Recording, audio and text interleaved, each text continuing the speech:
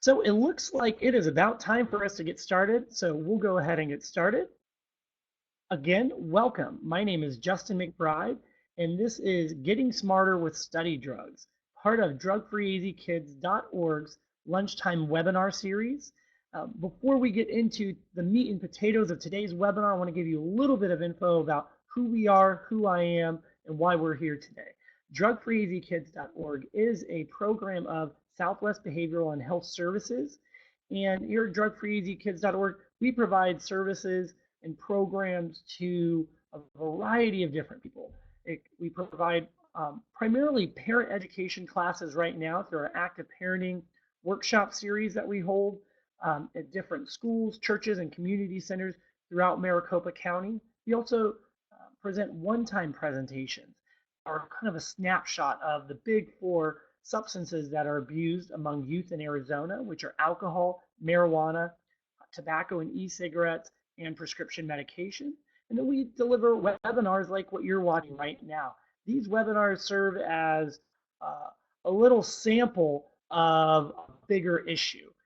We don't expect to cover 100% of everything in a webinar in a half hour, or even an hour or 2 hours. That's why we typically keep the webinars to a half hour, give you a little bit of information about a variety of subjects, and then you can go from there onto our website and other resources that we provide to find out what's important to you and what will help you in your day-to-day life as a parent, as an educator, or as a prevention specialist. So thank you for joining us today for this webinar. Me, who am I? Well, again, my name is Justin McBride. I'm a program manager here at DrugFreeAZKids.org.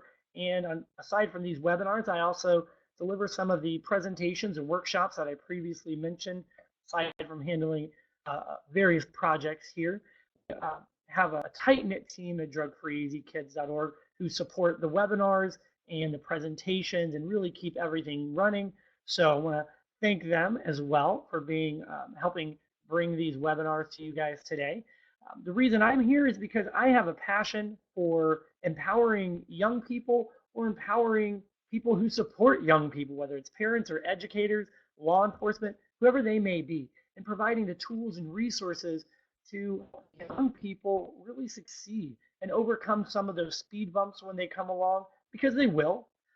Our goal at DrugFreeAZKids.org is not to prevent any potential speed bump from coming. It's to prepare parents and young people for those speed bumps when they do come. Have the skills, have the knowledge that they need to handle those in a good way. That's a little bit about my passion, why I'm here, born and raised in Arizona. You guys can, I'm sure, were able to read a little bit of my bio right there. Feel free to check out the website if you want to find any more out about myself or our other program team here at Drug Free Kids.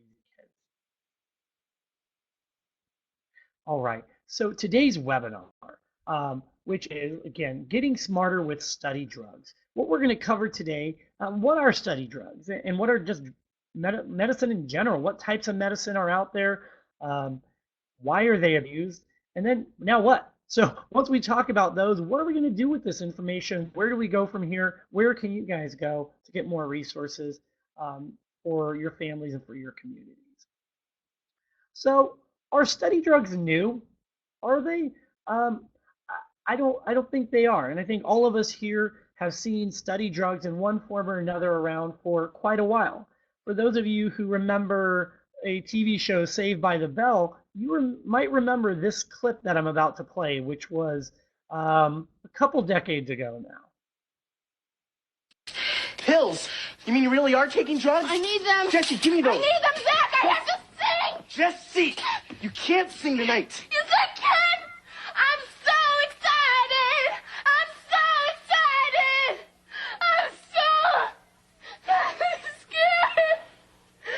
Jesse. All right. So when we look at that video, some of us, it kind of makes us laugh a little. It takes us back to Saved by the Bell. But this was one of the first times we saw study drugs or prescription drug abuse appear on television, especially in a youth program, youth television program that was as popular as this is. And there she was, I believe that was caffeine pills that she was using. And their study drugs in one form or another have been around um, for a long time. And so it's not necessarily something new, but it is something that's evolving and something that we need to continue talking about.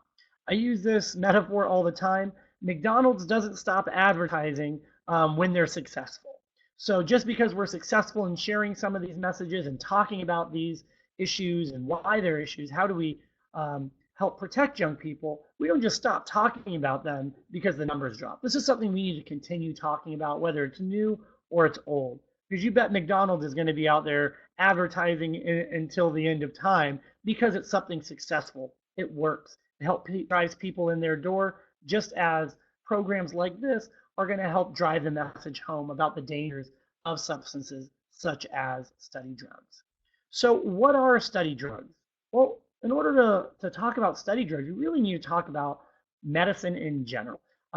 Medicine that is commonly abused, we can break it down into a few different categories. These are some of the categories we focus on. You look at your sedatives, pain relievers, cough medicine, and stimulants. These are just some of the main categories. Let's break those down. We have sedatives. Prescription sedatives is mainly what we're talking about here. These are going to be things like Valium, Xanax, Emidol, Ambien, Lunesta. These will prescribe for various reasons, not all for the same condition, but all fall into the category of prescription sedative. And some of the effects could be drowsiness, impaired coordination, memory, slowed breathing, obviously sedation. Xanax may be prescribed to people that have anxiety, which can help them calm down. When we look at Lunesta and Ambien, these are to help people sleep. So you can see kind of how they're connected here in that sedation or drowsiness portion of it. But aside from the prescribed uses, they're also used, as some people would say, recreationally. These would be also called downers. Looking at Ambien and Lunesta, some of you right now are probably going, wait, sleeping pills? Why would someone recreationally abuse these, right? Unless you just didn't want to wake up, which would be a whole different reason to abuse a substance. Now, something like Lunesta or Ambien, where somebody's taking that not as prescribed, not to help them sleep, or not the correct dosage, what ends up happening is it can create a sense of euphoria, a high. Think of when you try to stay awake, when you've been up for, 20 plus hours, whatever it is. Maybe you're traveling, maybe you're busy, something's going on, and you're staying up, and it's really late, and you just need to get to sleep, and you push yourself, and you're so tired until you hit that kind of that magical moment where you go from being really tired to just kind of being out of it. You're kind of loopy. You feel almost high. Well, imagine taking a sleeping medication that's trying to force you to go to sleep, help you to go to sleep, but then you're forcing yourself to stay awake. Maybe you're even taking that in combination with other types of drugs or substances that are forcing you to stay awake. So that can create a sense of euphoria, different types of high depending on the substance, but it can create that high, which is why some people may choose to abuse those substances. Pain relievers. Prescription pain relievers such as Oxycontin, Vicodin, morphine, Percocet. These are one of the most commonly abused forms of medicine, especially prescription medicine, that are out there right now. Especially our opiates or opioids, you may hear them referred to. These we've done webinars in the past. The link from prescription pain relievers to heroin abuse. Feel free to check those out. That's archived on our website, and we'll talk a little bit more in depth about what prescription pain relievers are, how they're abused, and the connection that has to heroin abuse as well. Next up, we have cough medicine. And if you're unfamiliar with cough medicine abuse, you're probably thinking, okay, this is weird. What, are you just going to chug a whole bottle of NyQuil? Not exactly what's happening. We see this with middle schoolers more often than we do other kids. Maybe because of access to other drugs as you get older, you have increased access to other substances. Nonetheless, abusing cough medicine. How this is typically done is picture you have your bottle of cough syrup, which can contain DXM, which is dextromethylphen, if I got that right. You guys can read the name right below the bottle right there, but also commonly referred to as DXM, and which is an ingredient in many cough medicines. Some contain codeine, but that would be a different type of effect on the body. But look, so what one might do is take a bottle of NyQuil, take a larger bottle of Sprite, dump in the NyQuil, add some Skittles, add some Jolly Ranchers, and now it's a fruity drink that doesn't taste bad. Some say. I can't imagine that drinking anything mixed with and um, Sprite and NyQuil is going to taste pleasant. However, this is can be referred to as purple drink or scissor or a number of other names in pop culture relating to mixing cough medicine with sweeter, fruitier substances or candy and drinking them. This is something that we've seen with certain rap artists that are out there right now. That actually one was hospitalized a couple years ago, and it hit the media pretty big. So this is not something that's just small. This is something that's well known among young people. Now let's move on to stimulants. Prescription stimulants like Adderall, Ritalin, um, Concerta. These are different prescription stimulants, and they're prescribed for a number of different reasons, whether it be ADHD or typically in younger people, you see them getting prescribed more and more. But now we're starting to see them prescribed in older teens in high school, which ADHD, these aren't typically conditions that you're just going to develop all of a sudden when you're 17, 18, 19, 20 years old in college. It's not, but we're seeing increases in um, prescriptions being filled for things like Adderall or Ritalin at that age group. However, these are what we're talking about when we talk about study drugs. When we talk about prescription stimulants or study drugs, that's what I'm referring to here. There's two different types of um, study drugs or prescription stimulants here. You have um, so you have your Concerta and your Ritalin, which would be your methylphenidate, also your Adderall and your Dexedrine. That's going to be your amphetamines. And these are the two main categories. And they may be abused, thought to be used for the same purposes. They're a little different. It depends on the chemistry, the brain chemistry that an individual has and how that will impact them and what condition they may be diagnosed with, their age, and a number of other factors. But these are the two different categories. The main category that we see abused among young people is going to be your amphetamines and more specifically Adderall. Adderall is the most commonly abused study drug or prescription stimulant that is out there right now being abused. There are others that are there, but Adderall essentially, or generic versions of Adderall, are the number one stimulants being abused. So, what is Adderall? What are these prescription stimulants? Why are people using what's going on in the brain?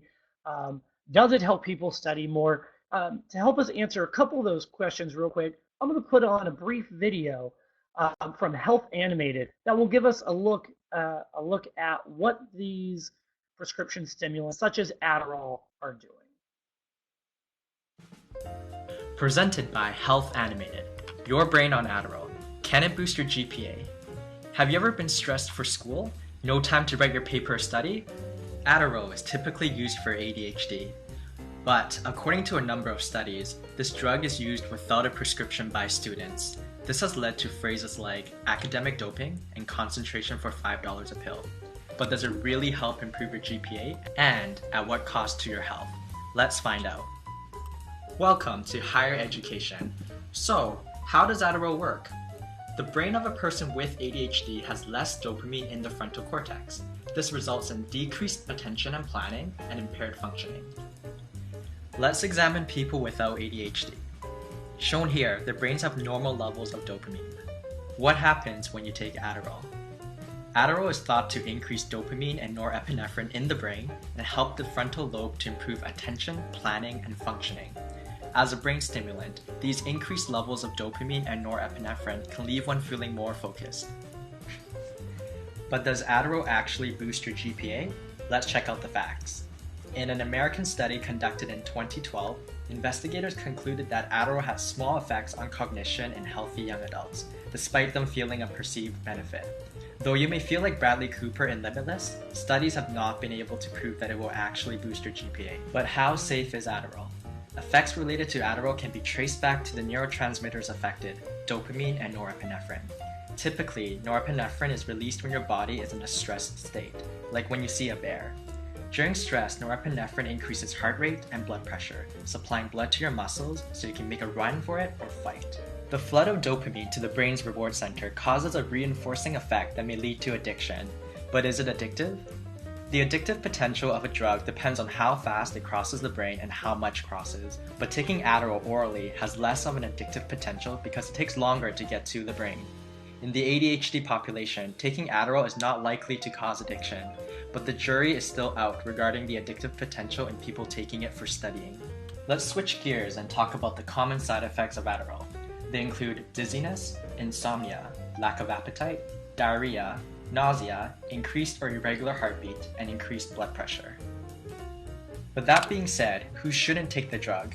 People with hyperthyroidism, glaucoma, those allergic to the drug, people on drugs called MAOIs, and those with cardiovascular disease, including high blood pressure. Moreover, Adderall should be used cautiously in people with pre-existing mental illness, such as anxiety and depression, as well as those with a history of seizures.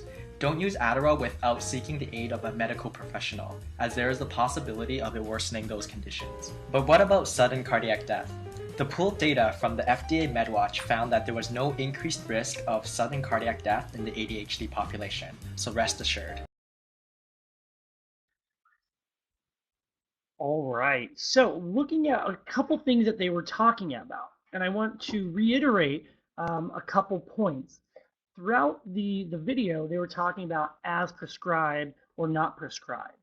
One of the things is a lot of people fail to, young people fail to hear those words as prescribed, when taken, as recommended by a doctor. Talking about things like severe cardiac death. It hasn't been shown to have a risk of severe cardiac death when it comes to people that have ADHD. However, when one doesn't have ADHD or another condition that Adderall should or can be prescribed for by a doctor, that's not those studies aren't as definitive, and the reason for that is we as a society don't typically go out and test prescription medication on people who shouldn't be taking them because we know that it can be harmful. We know what some of the side effects are and what's happening and how the brain is interpreting those chemicals and what the rest of the body is going to do in response to those chemicals when you need to be taking them. Most of us here today, we probably have some type of an understanding of our body has chemicals in it, and everybody's body chemistry is a little bit different, and finding that balance when it comes to prescription medication is kind of tricky. And that's why some people will take a little bit more of one thing that's prescribed by a doctor, a little bit of less, avoid something because it's different in how how our body reacts to that substance. So it's something really important to remember that when you look at something like Adderall, I don't want to come off as saying Adderall is a horrible medication and should be, obliterated from our population completely.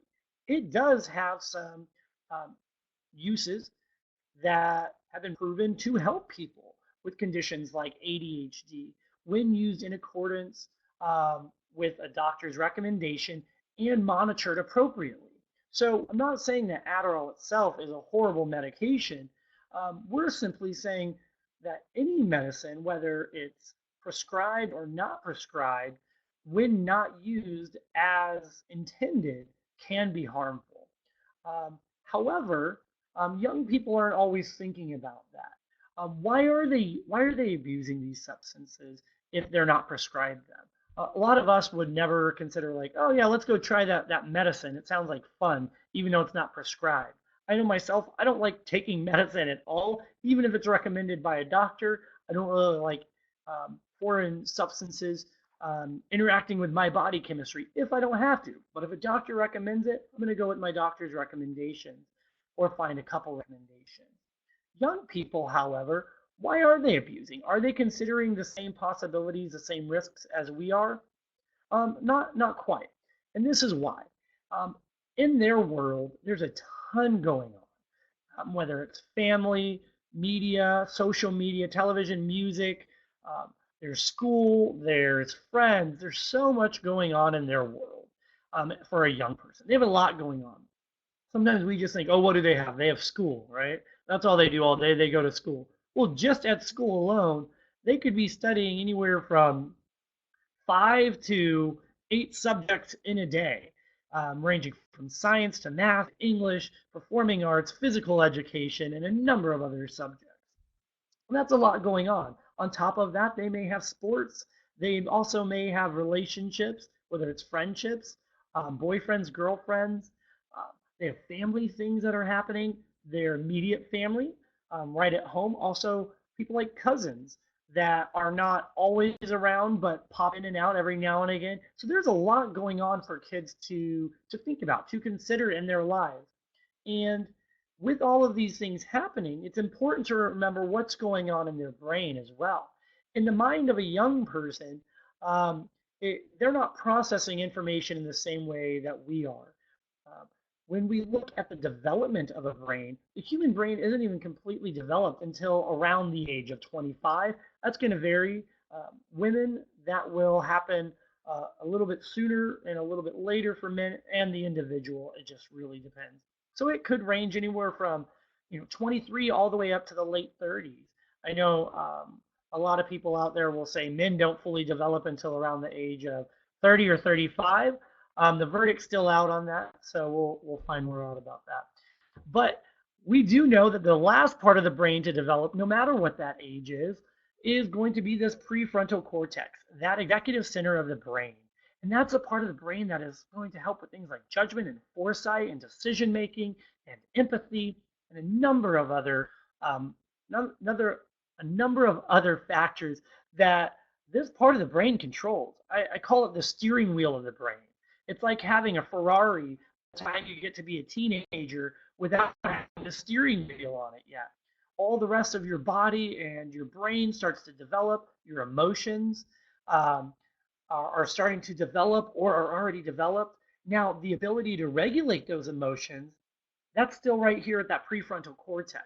That's why teens can seem overly emotional or unpredictable sometimes. And that's because of that prefrontal cortex sometimes. How many times do we do this? We go, oh, right? When we make a dumb choice or a dumb decision, what were we thinking, right? Well, that's your prefrontal cortex right there. Maybe we're trying to jog that and get that to help us out. So that's not fully developed. So keeping this in mind, the way that we typically decide to whether or not we're going to engage in a certain behavior, try a substance, do anything really in general, especially for young people, has to do with our perception of risk and our perception of social acceptance. Is what we're doing perceived to be, do we perceive what we're doing to be risky, and do we perceive what we're doing to be socially accepted? I'm going to do a really quick recap of this for those of you who have not been to one of our webinars in the past and haven't seen um, the perceptions of risk versus social acceptance. Essentially, if you look at the bottom left of this chart, you will see that is where we show low social acceptance and high perception of risk. Essentially, that means we're going to be less likely to do something. If a young person perceives something to be very risky and they perceive it to be not socially accepted at all, they will be much less likely to engage in that behavior. Look at the top right of this chart and you can see how it progresses to increased use. If a young person perceives a substance or a behavior to be more socially accepted and less risky, then they will be more likely to engage in that behavior. And the reason I say perception of risk and perception of social approval is keep in mind that prefrontal cortex, which helps kids with with their perceptions of risk and their judgment and decision making, and considering consequences. Um, Perception and reality may be very different things. In their world, something may be socially accepted. In greater society, it may not be socially accepted. They may perceive something to be less risky because of what's in their world. They have less experiences at that point to see how that substance or that behavior may impact them. So they may perceive it to be less risky. Same with social approval. So now, keeping those things in mind, let's look at perception of risk pertaining to prescription medication, prescription stimulants, or study drugs, things like Adderall. Well, they're going to perceive that as not very risky. Why? Typically because, hey, it's sanitized, it's clean, it's not created in some meth lab in a garage or some alleyway. It's sanctioned, it's safe, it's coming from a pharmacy, right? Doctors prescribe this stuff. I see it advertised on TV. I hear people using it. Why would my friend be using this substance if it was harmful? Why would my friend be prescribed this substance if it's harmful to them, right? Well, they're not necessarily considering the entire risk, not looking at those things that we were talking about before, about whether or not the prescription, whether or not the medication has been prescribed to that individual or has been taken in accordance with the doctor's recommendation for dosage. So you may ignore all of that and just come back to the simple. Is it safe or is it not safe? And because they have a lot going on. And so their brain is constantly trying to make very quick decisions and figure things out because they have one thing that they need to learn, that they need to figure out. Now it's time for the next thing. So they're trying to make decisions very, very quickly. And their brain isn't necessarily experienced in doing that while properly considering risk and the greater impact. So we look at that as far as risk. Now let's look at the perception of social acceptance when it comes to study drugs. These are just a couple images I pulled offline. And there's videos on YouTube, people talking about the best dosage to take of Adderall to help you pass your classes or help you do better on a test. There's t-shirts. There's all kinds of information out there telling kids like, hey, all you need to do is this, and you only need to take this amount or take this amount. Don't do this much because that's harmful. So they feel like, oh, I'm being smart. I'm going to YouTube. Well, you know what? When I want to learn how to bake a cake, I'm going to go to YouTube. When I want to learn a new way to maybe paint a wall or build something, I might go to YouTube. When it comes to putting substances in my body, I'm not going to go to YouTube. We know better than that. Or if we do go to YouTube, we're going to go to YouTube pages like NIDA, the National Institute on Drug Abuse, or the the Drug Enforcement Agency, or the Department of Health and Human Services, places that are known to use facts and studies to back up their information. However, a lot of the information that's out there is being put out there by other young people. So they speak the same language. They feel like they're doing their due diligence. They're not trying to be the bad kid like any kid really is. Here, they're just trying to pass their test, maybe get into the college that they want to. SAT exams can be very, very scary for a lot of kids, especially when they're trying to study on top of all of these other tests that they're taking in school and these other obligations that they have. And so when they find out about a substance and they do a little bit of research online, they're saying, well, hey, stuff really isn't that risky if I use it in this way or if I do that. However, this information isn't coming from doctors, and this information isn't meant for them directly. YouTube recommendations aren't made based on your body chemistry and what substances you may already be taking as part of your doctor's recommendation or your lifestyle. So that's something really scary that young people aren't considering. Now, what is the prevalence of use? Well, the percent of college students who have used versus been offered is shown on this graph, which comes from USA Today, their college page, and they've done some great research on this and interviewing different college students and asking. You're looking at a third of college students, by the time they leave college, will have used a prescription stimulant or used a stimulant to help them study. and 2/3 have been offered. So the prevalence and availability is there, and the likelihood that they use is also there. But now what? What do we do with all this information? So we have an idea of what substances are being abused, why they're being abused, kind of the prevalence. But what do we do with this? Well, it's important for us to remember that this is a big issue. A lot of times when it comes to youth substance abuse, people go, "Oh, well, they're just trying to study on a test, or it's alcohol, it's a rite of passage, it's just kids being kids. They'll move past it." And will some kids? Maybe. However, addiction impacts a young person in a much greater way than it impacts someone with a fully developed body, fully developed brain. When you're introducing these chemicals into the still developing brain, you have a much greater likelihood of forming a dependence on this substance. So it's important that we do talk about the dangers associated with prescription stimulants, with study drugs, how we show that studies are even showing that it's a waste of your money. Even if kids don't care about the health impact, it's a waste of your money or your time to take these, because studies have shown kids who are using prescription stimulants versus not using the prescription stimulants aren't showing much of a difference at all when it comes to test results or improving grades. There is no difference. They may think that they're doing better. They may feel like they're doing better because it's impacting their brain and their body in a different way. However, that's not what the studies are saying. The studies are saying there's really no difference on your test grades if you're using this substance or you're not. But the studies do show that there is a greater likelihood of forming a dependence on this substance or using other substances later in life as a result of using prescription stimulants or study drugs while in college. And I don't want to use the term gateway drug for this. I want to use the term more gateway thought process, because when we start engaging in a certain behavior, being around certain people that are going to perceive things as less risky without really considering all the consequences, that are going to encourage that type of behavior without considering those consequences, then we're going to be more likely to engage in other risky behaviors. So whether it's now when we're or younger and we're wanting to study for a test to help us focus and using a prescription stimulant, and then realizing like, oh well, nothing bad happened when I was doing that. I think it helped me. I don't know if it really helped me because that's all I was doing. And then you take that. Now later in life, you're going to be more likely to experiment with other substances and use substances as a crutch.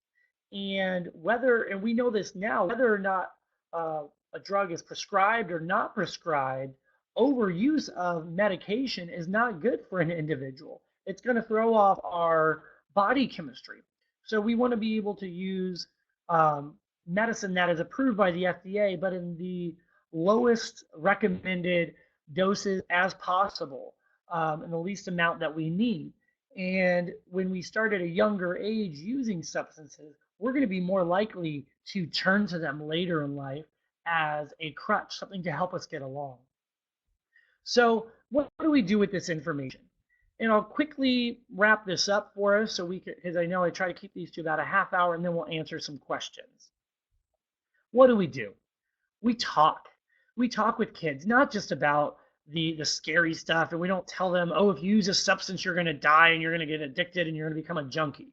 Those aren't the things I'm talking about. We want to talk about the medical uses for these substances, why they're created, what some of those risks are, what body chemistry is, how substances that we're putting into our body impact us. You can start those conversations as early as the preschool years, because these are going to give our kids that knowledge that they need to help make decisions that our guidance and our influence will have will have more of a positive impact on their life. They'll be considering consequences. We don't want to just tell them that something's bad. We want to teach them to consider the consequences, because that's what they're going to need to do later in life when we're not there, is consider those consequences. You can also check out a number of other resources on the Partnership for Drug-Free America's Medicine Abuse Project, or if you go to DrugFree.org, it'll link you there as well, or Medicine Abuse Project. .org. That will give you a number of resources, not just on prescription stimulants, but all types of medicine abuse. There's also a documentary that's just coming out.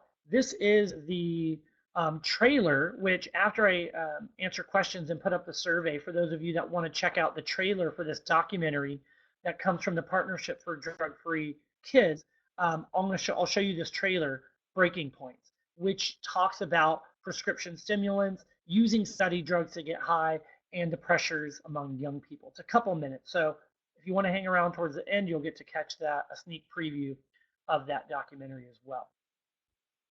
Check out our website. Continue to become informed about what you can do to talk with your kids, talking points relating to substances in general, to prescription medication, prescription stimulants. A number of talking points are going to be right on our website. Continue learning. Now you know that this is an issue we need to continue talking about, because it's an issue that continues to cause problems for young people, that young people continue to use. So continue to educate yourself. Do what you need to do to get the knowledge, to be convincing, to be persuasive when it comes to working with young people. Not just telling them that drugs are bad and not to use them, like South Park, Dr. Garrison, right? That doesn't, or Mr. Garrison, that doesn't work. We know that. We know we can't just scare kids into not using them. They're smart. As we evolve as a species, we need to find newer ways of educating young people. And relating to substance abuse, we know it means being persuasive about the dangers associated with abusing drugs and alcohol. Those resources are all on our website. We'll look more into the teen brain at our next webinar, which will be on June 15th, examining the teen brain. Check that out on our website. You will get an invite to that webinar if you're watching this webinar right now. So don't worry if you don't get a chance to check that out right now. Feel free to do that. I'm going to put up a survey, and then we'll start answering some questions. If you guys could do me a favor and answer this survey, I would greatly appreciate it. As I said, we are a program of Southwest Behavioral and Health Services, and this program is funded by the Arizona Parents Commission on Drug Prevention and Education, which is part of the Governor's Office of Youth, Faith, and Family. And these surveys allow us to continue bringing you guys different resources and finding out what's important, and to show that you are taking something away from this. I also look at these each time to see what substances that you want to learn more about. So feel free to comment about those. Also, if you have a subject unrelated to a specific substance, let me know, and I'd love to be able to tackle that topic. So I see you guys filling out these surveys. Thank you so much. I'm going to give you about 10 more seconds. So if you're wrapping those up, please do so right now. You don't have to write complete sentences in the comments if you don't want to, bullet points, and I'll get the point. If I have a question, we can always reach out to you there, or you can always reach out to me if you have any questions, I should say. So feel free. All right, we will close the survey in about 5, 4, 3, 2, 1. And I'm going to go ahead and end that. I see the last people getting in. Thank you guys very much. I'm going to put up my information really briefly. You should have it or be able to find it on our website. If not, that is my information. If you're watching this as a recording, you can pause it right now to jot that down, or go to our website, DrugFreeAZKids.org. But what I want to do now is open this up to any questions that you guys have. One question we have: can you share the presentation? I sure can. Look for an email in the next few days for a link to the recording of this webinar and all the resources associated with it. So check your email. If you filled out that survey, if you're here right now, I'm going to make sure you get a copy of this, what you're seeing right now. We also archive these on our website at DrugFreeAZKids.org/webinar. So if you haven't had an opportunity to check that out, go on there. They're all archived. You can, if you just want to sit down one day and get some professional development in, I encourage you to go to our YouTube page and pull up the playlist that I have for the webinars. And you can watch every webinar that we have ever created since the beginning of time. That's posted on YouTube. So that's all there. And most of them range from a half hour to an hour, including questions on that. So thank you for that question. Does anybody else have any questions about prescription sedatives, or excuse me, prescription stimulants, anything else I've talked about, upcoming webinars? Any other questions? All right, if you think of any questions, feel free to put those in the box. What I'm going to do right now, for those of you that stuck around, and it looks like almost everybody did, thank you guys, I'm going to put on, I'm going to put on the trailer for Breaking Points, which is a documentary from the Partnership for Drug-Free Kids. So we'll check this out.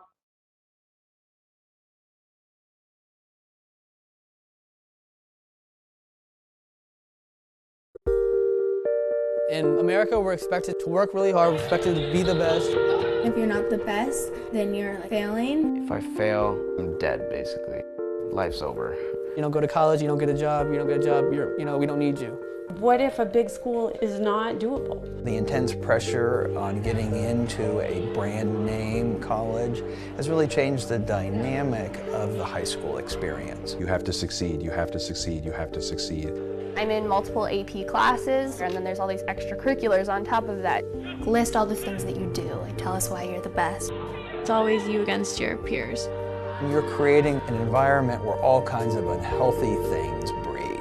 There's a breaking point. When kids get this stressed, they make choices that are not healthy and that they're not proud of. When SATs rolled around, one of the #1 questions was, did you use Adderall? Like finals week, you just assume everybody already takes it. They're kind of like a superpower, really. Kids think of these drugs as performance enhancing. In fact, it can have a really debilitating effect. I don't think they realize the risks when they're taking it because it is a very powerful drug. It's an amphetamine. When a 16-year-old or 17-year-old starts taking Adderall in order to study harder, that's not his fault. It's our fault. I feel like it's wrong for America to tell kids that aren't prescribed ADHD to not use them, because I feel like that's what America's pushing. Feel free to put.